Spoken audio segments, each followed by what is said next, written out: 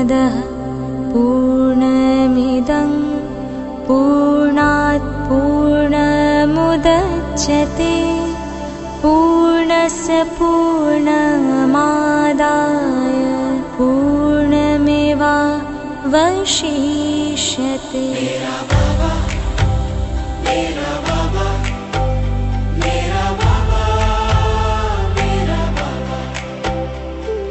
शांति का सागर है, मेरा बाबा। शक्ति का सागर है, मेरा बाबा। प्रेम का सागर है, मेरा बाबा। ज्ञान का सागर है, मेरा बाबा। करुणा का सागर है, मेरा बाबा। धैर्य का सागर है, मेरा बाबा। सत्य का सागर है, मेरा बाबा। पवित्रता का सागर है, मेरा बाबा। रूप का सागर है, मेरा बाबा। मधुरता का सागर है, मेरा बाबा। मेरा बाबा। मेरा बाबा। मेरा बाबा। मेरा बाबा। मेरा बाबा। मेरा बाबा। मेरा बाबा। मेरा बाबा। मेरा बाबा। मेरा बाबा। मेरा बाबा। मेरा बाबा। मेरा बाबा। मेरा बाबा। मेरा बाबा। मेरा बाबा।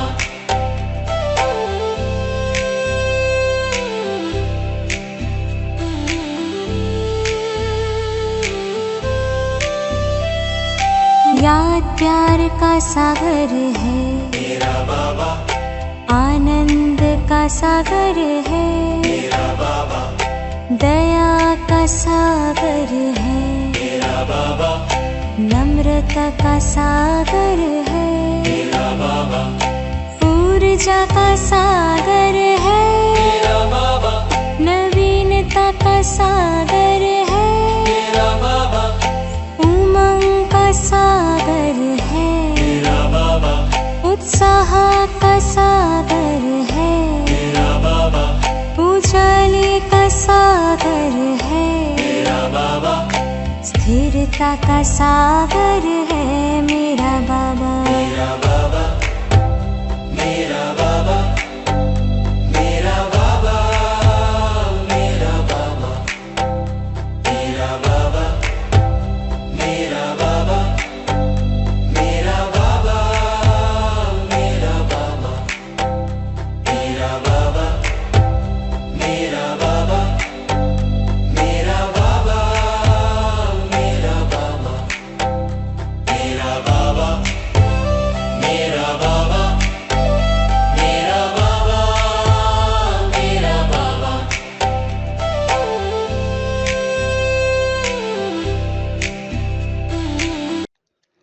என்னுடைய பாபா என்ற தலைப்பில் 41 நாள் பட்டியின் இன்று 6வது நாள். இன்றைய அவ்யக்த முரளியின் தேதி 10/4/1991. முரளியின் தலைப்பு இதய சிம்மாசனம் மற்றும் உலக சிம்மாசனத்திற்கு உரியவராக ஆவதற்காக சுகம் கொடுங்கள் மற்றும் சுகம் விடுங்கள். இன்று உலகின் எஜமானன் தன்னுடைய குழந்தையிலிருந்து எஜமானன் ஆகும் குழந்தைகளை பார்த்து கொண்டிருக்கின்றார். அனைத்து குழந்தைகளும் இந்த நேரம் தனக்கு எஜமானனாக இருக்கின்றார்கள் மற்றும் அநேக பிறவிகள் உலகிற்கே எஜமானனாக இருப்பார்கள். பரமாத்மா குழந்தைகள் எஜமானனாகி விடுகிறார்கள். பிராமண ஆத்மாக்கள் என்றாலே எஜமான் ஆத்மாக்கள் தான். இந்த நேரம் அனைத்து கர்ம இந்திரியங்களுக்கும் அடிமையாக இல்லாமல் எஜமானனாக இருக்கின்றீர்கள். அதிகாரி என்றால் எஜமானன், கர்ம இந்திரியங்களுக்கு அடிமையாக இல்லை. எனவே குழந்தையிலிருந்து எஜமானன் ஆகக்கூடியவர்கள் நீங்கள். குழந்தைத்தன்மையின் ஈஸ்வரிய போதையையும் அனுபவம் செய்கிறீர்கள். மேலும் சுய ராஜ்யத்தின் எஜமானத்தன்மையின் போதையையும் அனுபவம் செய்கின்றீர்கள். இரட்டை போதை இருக்கின்றது. போதையின் அடையாளம் அழியாத ஆன்மீக குஷியாகும். எப்பொழுதும் தன்னை உலகிலேயே அதிர்ஷ்டசாலியான ஆத்மா என்று நினைக்கின்றீர்களா? ஆஹா, என்னுடைய உயர்ந்த பாக்கியம், அதாவது உயர்ந்த அதிர்ஷ்டம் என்று நினைக்கின்றீர்கள் தானே? அதிர்ஷ்டம் நிறைந்தவர்களாகவும் இருக்கின்றீர்கள். எப்பொழுதும் குஷி என்ற சத்துணவை அருந்தவும் செய்கின்றீர்கள். மேலும் மற்றவர்களையும் அருந்த செய்கிறீர்கள். எப்பொழுதும் குஷி என்ற ஊஞ்சலில் ஆடிக்கொண்டே இருக்கின்றீர்கள். கூடவே மற்றவர்களுக்கும் குஷியை மகா தானமாக கொடுத்து அதிர்ஷ்டசாலிகளாக ஆக்குகின்றீர்கள். அந்த மாதிரி விலை மதிக்க முடியாத வைரத்திற்கு சமமான வாழ்க்கையை உருவாக்கக்கூடியவர்கள் நீங்கள். ஆகிவிட்டீர்களா? அல்லது இப்பொழுது ஆக வேண்டுமா? பிராமண வாழ்க்கையின் அர்த்தமே குஷியில் இருப்பது, குஷி என்ற சத்துணவை அருந்துவது மற்றும் குஷி என்ற ஊஞ்சலில் ஆடுவது. அந்த மாதிரியான பிராமணன் தானே நீங்கள். குஷி இல்லாத வாழ்க்கை என்ன வாழ்க்கை?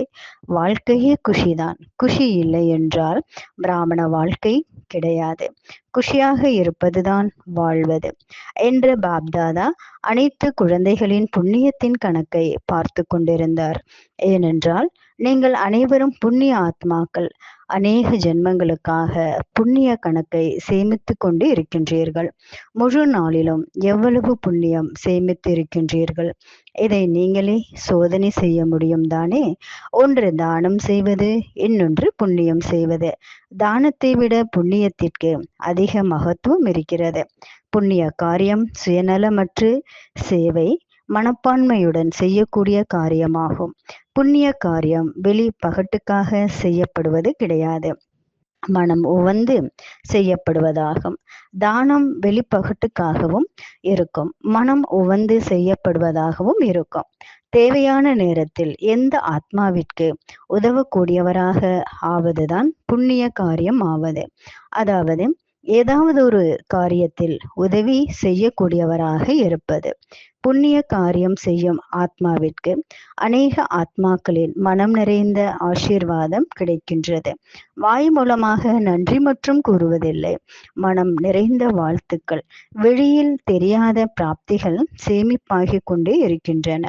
புண்ணிய ஆத்மா பரமாத்மா ஆசீர்வாதங்கள் மற்றும் மற்ற ஆத்மாக்களின் ஆசீர்வாதங்களின் பிரத்யக்ஷ பலன்களினால் நிரம்பி இருக்கின்றார்கள். புண்ணிய ஆத்மாவின் உள்ளுணர்வு பார்வை மற்றவர்களுக்கும் ஆசீர்வாதங்களை அனுபவம் செய்ய வைக்கின்றது. புண்ணிய ஆத்மாவின் முகத்தில் எப்பொழுதும் மகிழ்ச்சி, திருப்தியின் ஜொலிப்பு தென்படுகிறது. புண்ணிய ஆத்மா எப்பொழுதும் பிராப்தியாகி இருக்கக்கூடிய பலன்களின் காரணமாக அபிமானம் மற்றும் அவமானத்திலிருந்து விலகி இருக்கின்றார். ஏனென்றால் அவர் நிரம்பிய மகாராஜா ஆவார். அபிமானம் மற்றும் அவமானத்திலிருந்து விலகிய கவலையற்ற மகாராஜா ஆவார். புண்ணிய ஆத்மா புண்ணியத்தின் சக்தி மூலமாக தன்னுடைய ஒவ்வொரு எண்ணம், ஒவ்வொரு நேரத்தின் குழப்பம் மற்றும் ஒவ்வொரு காரியத்தையும் வெற்றியடைய செய்யக்கூடியவர். புண்ணியத்தின் கணக்கு சேர்ந்து கொண்டே இருக்கின்றது. புண்ணியம் சேருவதின் அடையாளம் வீணானவை முடிவடைவதுதான்.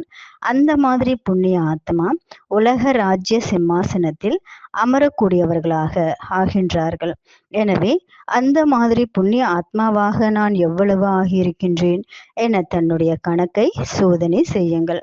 ஒருவேளை நீங்கள் அனைவரும் புண்ணிய ஆத்மாவாக என்று கேட்டால் ஆம் என்று அனைவரும் கூறுவீர்கள் தானே? நீங்கள் புண்ணிய ஆத்மாதான், ஆனால் வரிசைப்படி இருக்கின்றீர்கள். சத்யுகம் மற்றும் திரேதா யுகத்தின் உலக ராஜ்ய சிம்மாசனத்தில் எத்தனை பேர் அமர்வீர்கள்? அனைவரும் ஒன்றாக அமர்வீர்களா?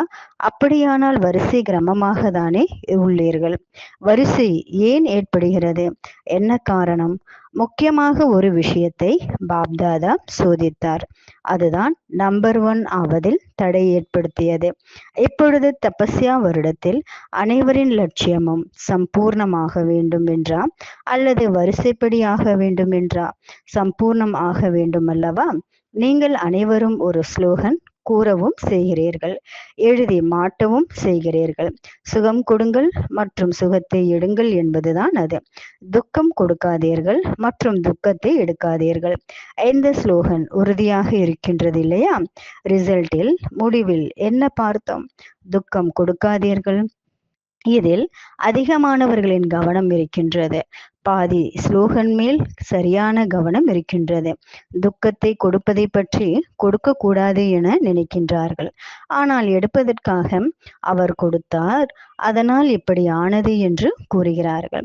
இவர் இதை கூறினார், எனவே இப்படி ஆனது என தீர்ப்பு கூறுகிறீர்கள். தன்னுடைய வழக்கறிஞராகி வழக்கில் இதைதான் கூறுகிறீர்கள்.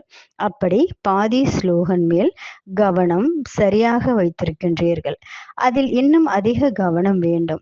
இருந்தாலும் பாதி ஸ்லோகன் மேல் கவனம் இருக்கின்றது. மீதியுள்ள பாதி ஸ்லோகன் மேல் பெயரளவில் தான் கவனம் உள்ளது. அவர் கொடுத்தார் என்றால் நீங்கள் ஏன் வாங்கினீர்கள்? நீங்கள் வாங்குங்கள் என்று யார் கூறியது? துக்கத்தை வாங்குங்கள் என்பது தந்தையின் ஸ்ரீமத்தா என்ன? பையை துக்கத்தால் நிரப்புங்கள் என்று தந்தை கூறினாரா? எனவே துக்கம் கொடுக்கவும் செய்யாதீர்கள், துக்கம் எடுக்கவும் செய்யாதீர்கள். அப்பொழுதுதான் புண்ணிய ஆத்மா ஆவீர்கள், தபஸ்வி ஆவீர்கள். தபஸ்வி என்றாலே மாற்றுவது, அதாவது அவர்களுடைய துக்கத்தையும் நீங்கள் சுக சொரூபத்தில் ஸ்வீகாரம் செய்யுங்கள், மாற்றுங்கள். அப்பொழுதுதான் தபஸ்வி என்று கூற முடியும். நிந்தனையை பெருமைப்படுத்துகிறார் என்று புரிந்து கொள்ளுங்கள். தான் புண்ணிய ஆத்மா என்று அப்பொழுதுதான் கூற முடியும். நிந்தனை செய்யக்கூடியவர்களையும் அல்லது துக்க கொடுக்கக்கூடிய ஆத்மாக்களையும் தன்னுடைய இரக்க மனமுடைய சொரூபத்தின் இரக்க பார்வையோடு பாருங்கள். நிந்தனை பார்வையுடன் பார்க்காதீர்கள். அவர்கள் தீய வார்த்தைகளை கூறுகிறார்கள், ஆனால் நீங்கள் மலர் தூவுங்கள். அப்பொழுது புண்ணிய ஆத்மா என்று கூற முடியும். உங்களை அவதூறு செய்யக்கூடியவர்களை கட்டி அணைத்து கொள்ளுங்கள். மேலோட்டமாக கிடையாது, மனம் உவந்து அப்படி புண்ணிய கர்மத்தை சேமிப்பாவதில் இதுதான் தடை ரூபமாக ஏற்படுகின்றது. யாருக்கு கொடுக்கவே கூடாது, ஆனால் எடுக்கவும் கூடாது. துக்கத்தை யாருக்கும் கொடுக்க கூடாது, எடுக்கவும் கூடாது. எப்பொழுது நல்ல பொருள் இல்லையோ பின்பு குப்பையை வாங்கி ஏன் சேமிப்பு செய்கின்றீர்கள்? எங்கு துக்கத்தை எடுக்கிறீர்களோ அங்கு குப்பை சேருகிறது. பின்பு குப்பையிலிருந்து என்ன உருவாகும்? பாவத்தின் அம்சம் என்ற கிருமிகள். எப்பொழுது பெரிய பாவங்கள் எல்லாம் செய்வதில்லை தானே? பாவத்தின் அம்சம் தங்கிவிட்டது, ஆனால் அம்சம் கூட இருக்கக்கூடாது.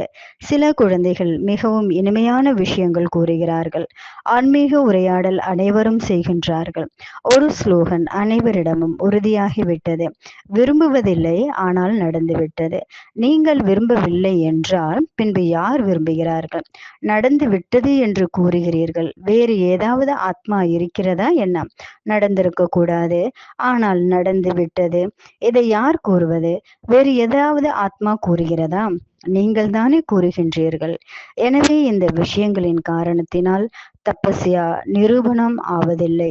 எது நடக்கக்கூடாதோ, எதை செய்ய விரும்பவில்லையோ அது நடக்கவே கூடாது. செய்யாமல் இருப்பதுதான் புண்ணிய ஆத்மாவின் அடையாளமாகும்.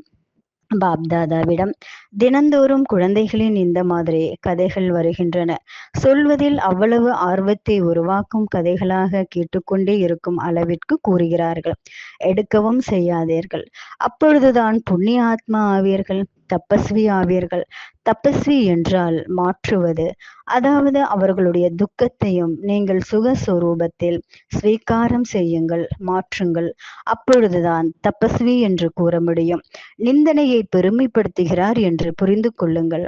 அப்பொழுது புண்ணிய ஆத்மா என்று கூறவும் முடியும். நிந்தனை செய்யக்கூடியவர்களையும் அல்லது துக்கம் கொடுக்கும் ஆத்மாக்களையும் தன்னுடைய இரக்க மனமுடைய சுரூபத்தில் இரக்க பார்வையோடு பாருங்கள். நிந்தனை பார்வையுடன் பார்க்காதீர்கள். அவர்கள் தீய வார்த்தை கூறுகிறார்கள், ஆனால் நீங்கள் மலர் தூவுங்கள். அப்பொழுது புண்ணிய ஆத்மா என்று கூற முடியும். உங்களை அவதூறு செய்யக்கூடியவர்களை கட்டி அணைத்து கொள்ளுங்கள். மேலோட்டமாக கிடையாது, மனம் உவந்து அவர்களை அணைத்துக் கொள்ளுங்கள். அப்படி புண்ணிய கணக்கு சேமிப்பாவதில் இதுதான் தடை ரூபமாக ஏற்படுகின்றது.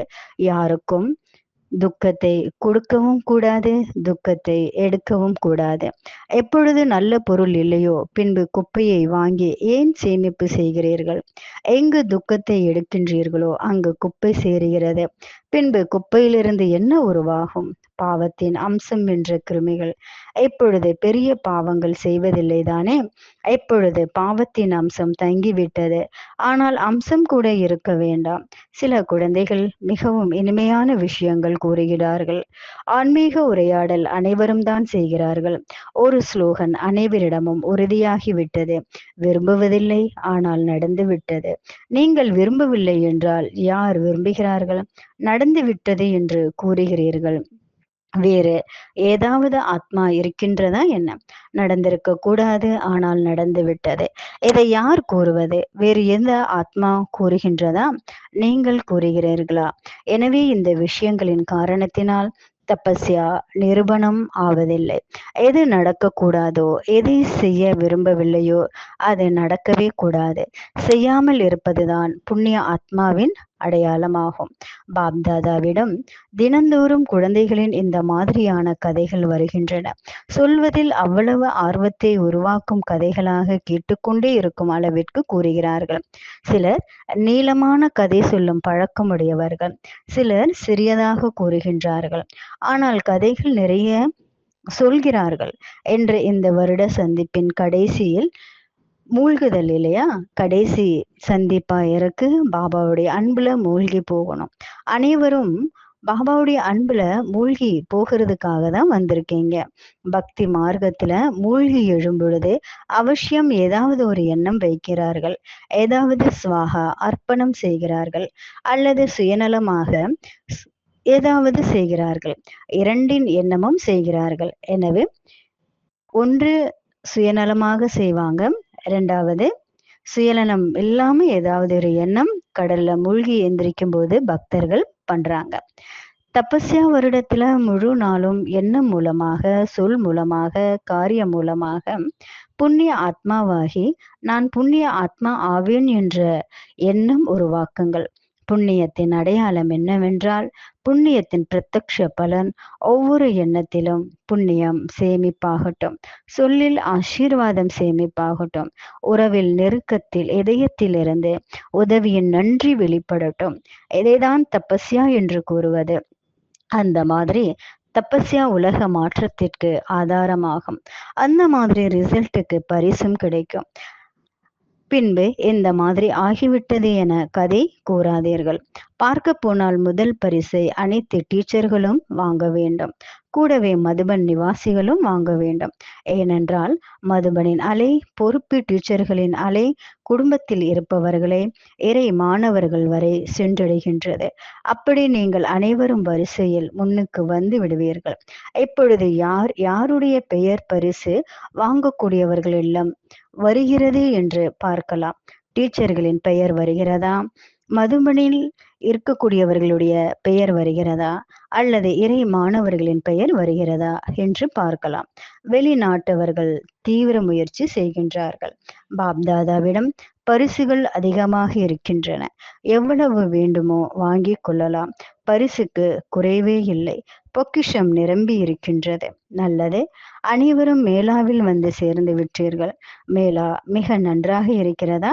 அல்லது ஏதாவது கஷ்டம் ஏற்பட்டதா? மழையும் உங்களை வரவேற்றது. இயற்கைக்கும் உங்கள் மேல் அன்பிருக்கிறது. பயப்படவில்லையே? பிரம்மா போஜனம் நன்றாக கிடைத்தது தானே? 63 ஜென்மங்கள் எங்கு சென்றாலும் ஏமாற்றம் மட்டும்தான் கிடைத்தது. இப்பொழுது ஒரு இடம் என்று கிடைத்து விட்டது இல்லையா? 3 அடி நிலமாவது கிடைத்தது தானே? இவ்வளவு பெரிய ஹால் கட்டி இருக்கின்றீர்கள். ஆழின் அழகும் கூடியது தானே? ஹாலை பயனுள்ளதாக உபயோகித்தீர்கள் தானே? யாருக்கும் எந்த கஷ்டமும் ஏற்படவில்லை. எப்படி மேலா மட்டும் செய்து கொண்டே இருக்காதீர்கள். படைப்பின் கூடவே சாதனங்களும் கூடவே வருகின்றன. நல்லது.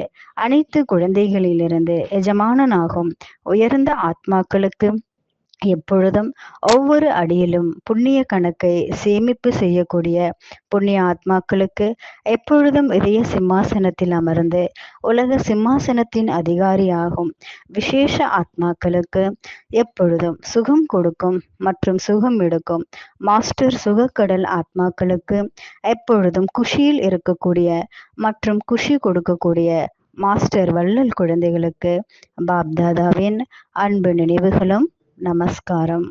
அனைவருக்கும் நன்றி. ஓம் சாந்தி.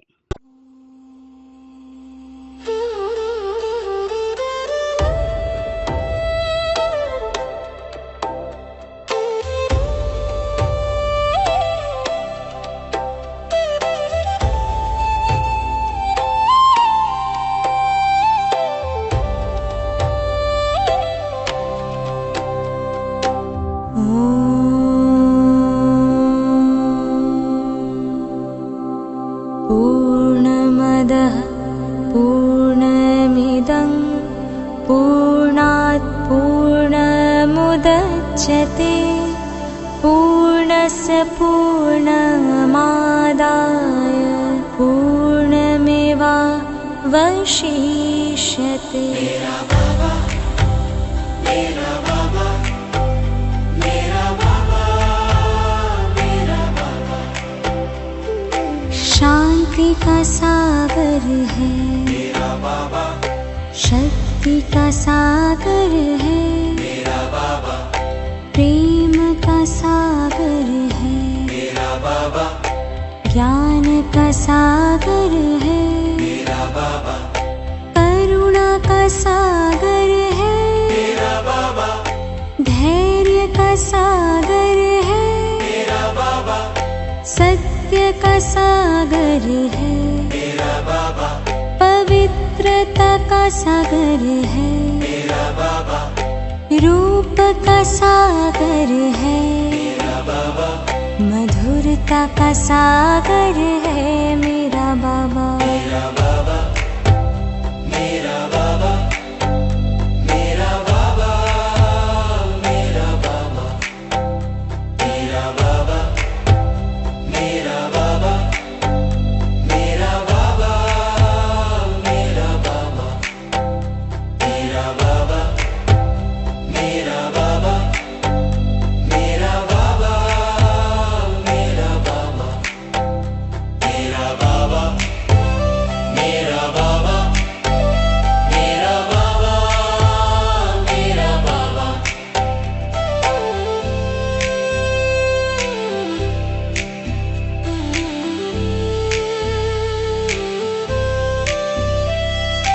याद प्यार का सागर है मेरा बाबा आनंद का सागर है मेरा बाबा दया का सागर है मेरा बाबा नम्रता का सागर है मेरा बाबा ऊर्जा का सागर है मेरा बाबा नवीनता का सागर है मेरा बाबा उमंग का सागर है मेरा बाबा उत्साह का सागर है मेरा बाबा उजाले का सागर है मेरा बाबा स्थिरता का सागर है मेरा बाबा। मेरा बाबा मेरा बाबा मेरा बाबा मेरा बाबा मेरा बाबा मेरा बाबा मेरा बाबा मेरा बाबा मेरा बाबा मेरा बाबा मेरा बाबा मेरा बाबा मेरा बाबा